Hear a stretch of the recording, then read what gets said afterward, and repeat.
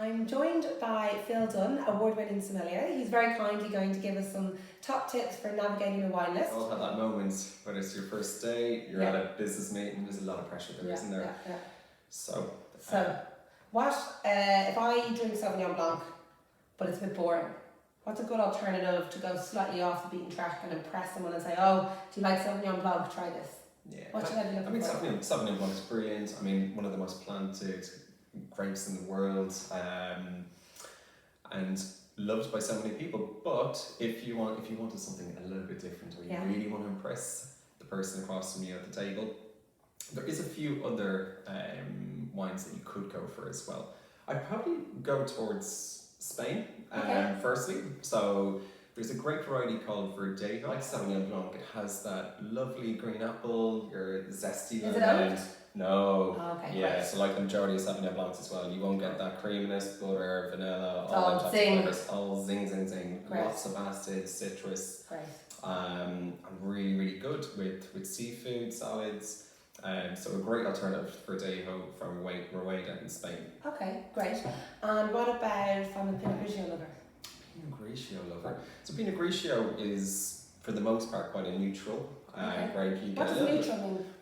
Well, you won't get a lot of, for the most part, strong flavours in that way. You won't get a lot of, you get a little bit of apple, a little bit of lemon, a little bit of fresh citrus, but it is going to be quite neutral. You won't get even the vanilla. It's not going to be oaked. And you could go for a wine called Gavi, and that's from Gavi's so nice. It's from the north. Gavi is from the north west of Italy in a region called Piedmont. Yeah. So the grape of Gavi is one called Cortez. Okay. Now you're probably going to see the label Gavi as opposed to Cortez, but anyway, Gavi for me is like a posh Pinot Grigio. Very good. Yeah. Sounds right up my street. Fancy Pinot Grigio. Yeah, okay, great. So you get everything that you get with Pinot Grigio, but you get more of that. Okay. So you get longer fruit concentration. Usually a bit more freshness as well. Kind of a little more sense of a place with Gavi. But all your apple, your lemon. You might Fleshy. might pay a little bit more for Gavi than Pinot Grigio. You may pay a few euros more, but it is definitely worth that. Great. And where else then, if something not a grape variety, it's not a Chardonnay, is there anything else you might recommend? Yeah, you could do. Let's go back to Spain again because I love Spain. So one of my favourite wines, and it has been for many years now, is Albarino. Okay. So it's from the Celtic part of Spain. One of the most famous examples are from the Celtic part of Spain in a place called Galicia. Okay. Up in the northwest. So it's like the Donegal of Spain. Very Very good. Okay. Very good. And so the Albarino is. Is Albarino the grape or the region? Albarino is the grape. Okay. Yeah, Albarino is the grape, and it's from the region of Galicia. The best Albarinos come from an area called Riesling within Galicia. Spell that now, Okay, I'll have to get my spell checker for this one. But R-I-A-S space E-A-I-X A-S. Great. Yeah, so you can see that on most labels as well. And Albarino is full of white peach. Again, a little bit salty as well. Lovely lemon, freshness. Is it oaked? Not usually. Okay, you can find some of the more higher end premium examples could be. But they tend to be zingy, fresh. Just be zingy, fresh. And just really good with seafood as well. That salty element goes really well with the likes of mackerel, cod, pig. But it's a great wine for somebody who wants to step outside of the box and doesn't want to go for the usual Sauvignon Blanc. And I find Albarino is a bit more feminine. It's quite fragrant and floral, isn't it? It is. Where you find the Rueda is just more citrus fruit. Yeah. So aromatic, I would say. Albarino is a little bit more, there's a little bit more going on, you could say.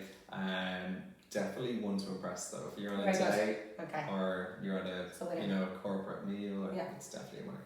Right. So what about if I normally drink Rioja and I want to try something different? What do you think? That's a good question. A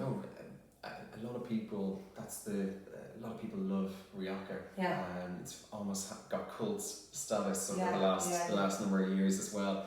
I feel like it's got more popular somehow, do you? It hasn't slowed down. Yeah. It hasn't slowed down, but there is alternatives to every wine, and if you find like you're you're suddenly now getting bored of Rioja. Yeah.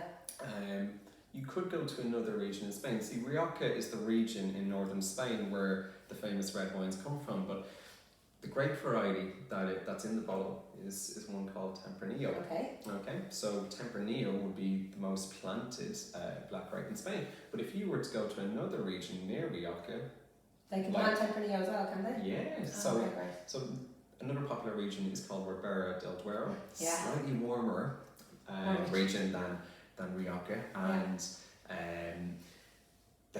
for me, their wines are actually better. That's your go-to, is it? I prefer Ribera del Duero Yeah, Tempranillos okay. to Rioja Tempranillos. They're a little bit heavier in alcohol, Yeah. tiny little bit heavier, Yeah. but on a cold winter night, Oh yeah. I mean, there's nothing better. Yeah, you yeah. know, so Yeah. so lots of your black and red fruit, your More strawberries, robust in big and flavour, heavy, and just value for money, which is what we all want. So, Yeah. Great, thanks so much for that. Pleasure. Hope you've got some tips out of that for the next time you're trying to impress in a restaurant.